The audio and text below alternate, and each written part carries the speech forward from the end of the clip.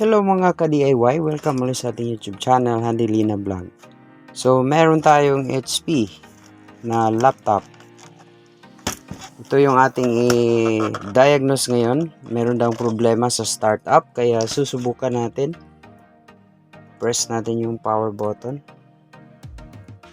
Napansin kaagad natin na narinig natin yung pag-turn on at pag-rotate ng fan. Pero dito makikita natin na blinking yung kanyang caps lock. So yung kanyang fan ay gumagana, it's rotating. Pero wala tayong nakita na display on screen. So yan ang ating susubukan na i-fix sa video na ito.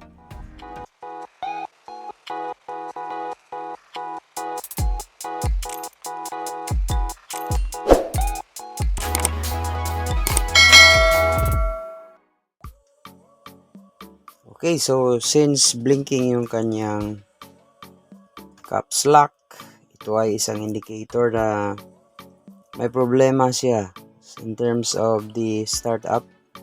Particularly, usually na magiging problema ay sanhi ng BIOS.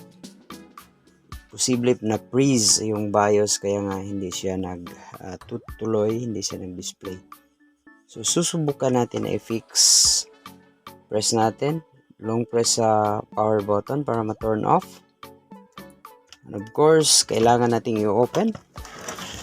Dahil pag hindi natin i-open ay hindi natin ma-fix ito. So usually pagka HP, merong problema dito, yung hindi kaagad natin makita yung mga hidden screws. So kailangan nating tanggalin yan, yung rubber. Meron tayong tatlong screws.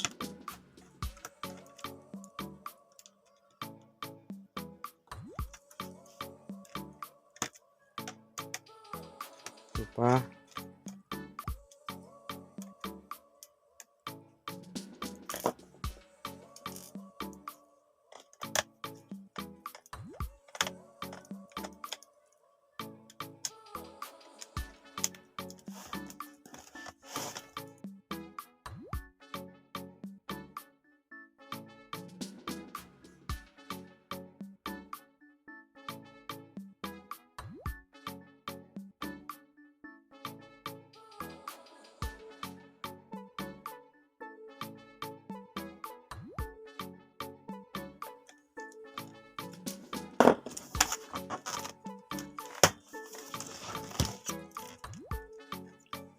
May napansin tayo na parang crack yung part na ito.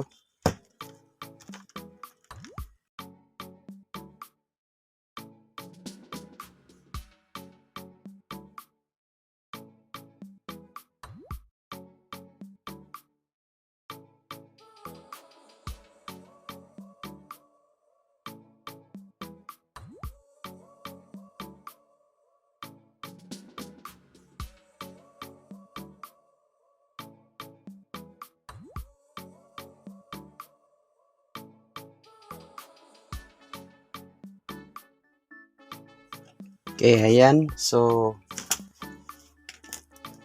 na-open na rin. So, anong gagawin right after dito? Kailangan muna na i-clean.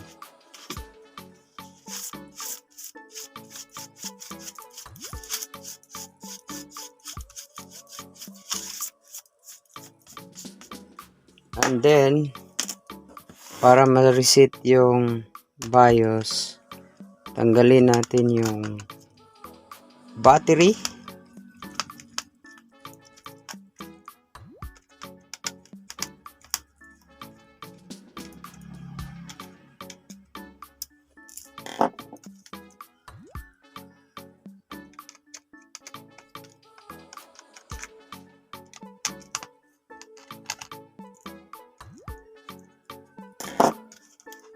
Okay, after removing the battery, ang next na gagawin ay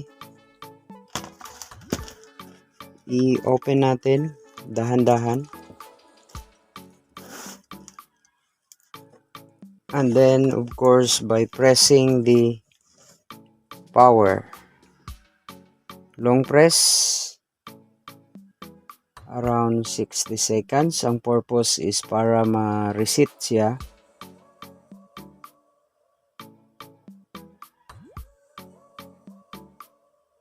And then i-release. And then once na okay na,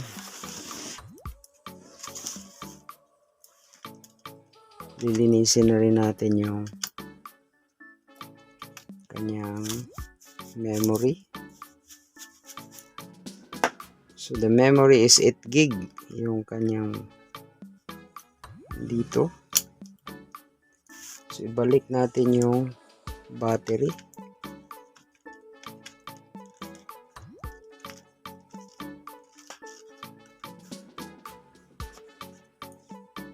So usually ganito yung kanyang usual na mangyari kapag may update at hindi natapos, siguro na turn off, na hindi pa tapos yung pag-update, o di kaya merong silent update. At kasi ang HP ay usually update ng firmware, kaya nga dapat ay makapagpatuloy muna yung pag-update bago siya ma-restart or ma-turn off. So now na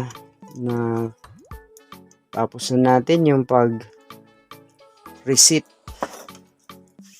hard reset yun, or para lang ma-reset yung BIOS. So kailangan lang ma-remove yung battery. And then susubukan natin, hindi lang muna natin ibalik yung kanyang back cover. And we are expecting mga 90% na babalik dapat. Ayan. So mag-display na. Meron tayo dito CMOS reset 502. Press enter lang to restart.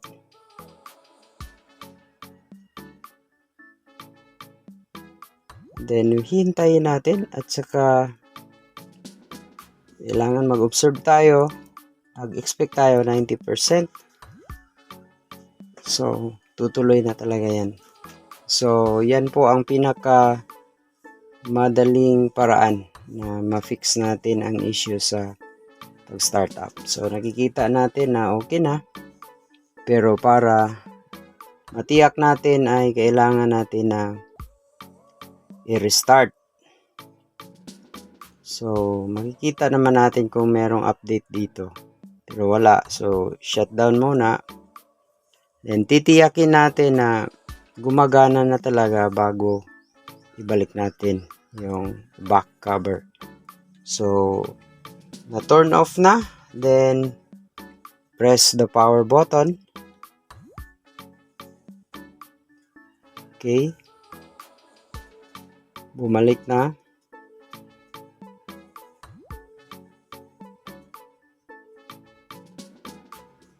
So at yan po, na-fix natin yung issue sa BIOS. So ganun lang po. Kung tayo po ay nag-DIY, kailangan lang natin i-observe yung proper na procedure.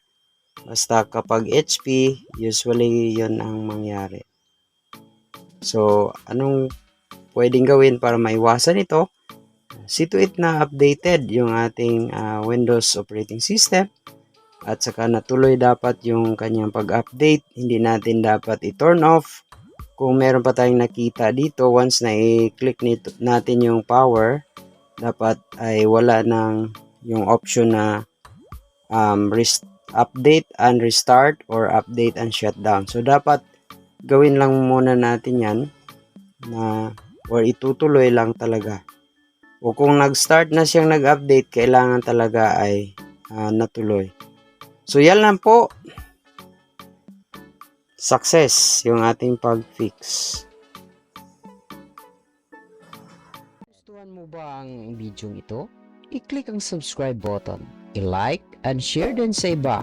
At i-click ang notification bell para laging updated sa mga videos dito lang sa ating YouTube channel, Handelina Vlog. Maraming salamat sa panunood. Hanggang sa muli!